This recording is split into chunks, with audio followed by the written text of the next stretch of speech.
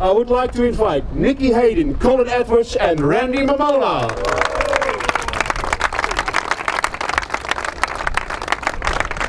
Well, gentlemen, what an entree on the Dutch beach.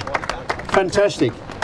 I've been with Arai for a long time, and when they asked me to do it, you know, it just worked out perfect. The race yesterday, a few days off before Germany, and get to come see everybody. Arai's really been a good sponsor of mine, so I'm happy to be here and support it. And also, obviously, I have a replica with Arai, so it makes it even extra special. Okay, thank you, Nicky. Now to Colin. Colin, you were a guest last year. We were in Amsterdam, I remember, and we did a lot of talking. And for you, it's become a tradition to show yourselves around here, isn't it?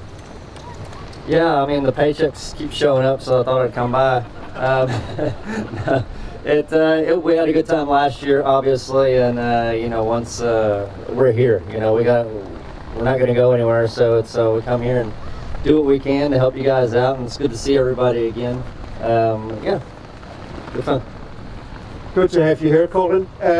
Randy, well, you've been with Arai for a very, very long time, and what I would like to ask you is a helmet, a promotion helmet. I've seen you before at the Dutch TT with a promotion helmet. Do you remember that? Yes, of course. But first, I'd like to thank, obviously, Arai for inviting me to come back. Obviously, I'm not active in racing, but very active in Grand Prix racing for 35 years, and I've been a part of the Arai family for 27 of those years, and it's been fantastic. So when we were asked to come to this event, I said who else would be coming. They said Nicky and Colin, and they're two cool guys and still very active, obviously, in Grand Prix racing. And surprise parties are always fun, and always surprised to see people, and obviously not knowing that we were coming. And it was kind of cool to be hiding in there, but we've been in there for 24 hours, so they kept saying that you were coming, but you were. Yeah, as I said, I've been with Arai for 27 years. My original design came actually because of a Formula One driver, Jody Scheckter, and I wanted the design to kind of follow that with his name on the back. And I've kept that replica for many years, and when I joined the family of Arai, we've changed slowly the variations of it,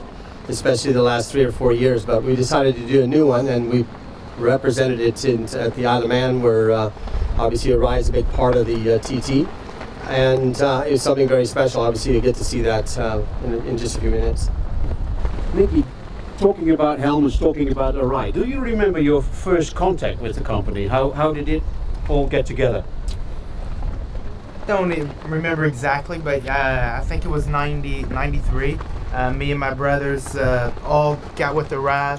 I have 2 brothers racing in America who are also with Arai. And I guess the thing I remember, we all had the same paint scheme on our helmets, same colors, but was similar to Colin's at the time, but the colors were in a different spot. So, you know, as crazy as it sounds, all 3 of us have been with Arai since 93, pretty solid.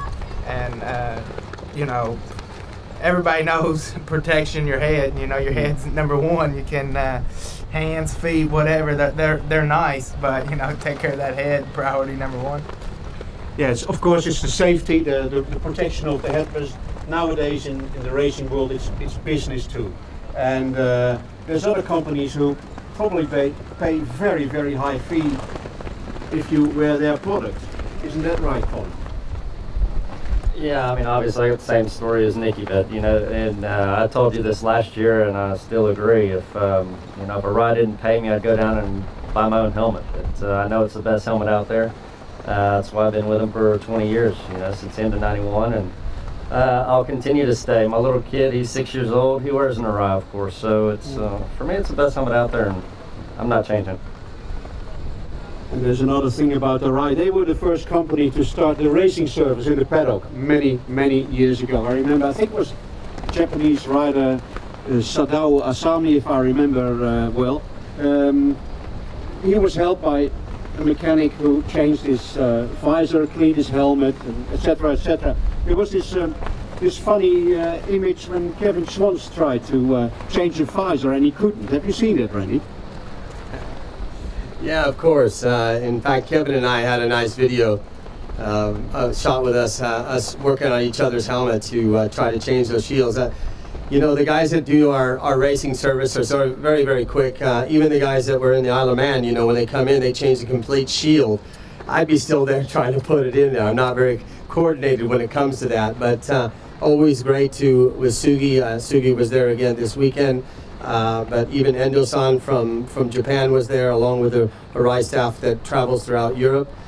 It's great to have that background. The other thing that I can say about Arai helmets is you can try everything on that's in the shop, but when you try an Arai helmet on, it has got to be the most comfortable, and if it's not, they will make it that way for you. The other thing is, it's been tried to be copied over and over again because it is the right design, it is the right shape, and everybody's jealous of that. That's just good teamwork here, boys. Efficient. You get your train?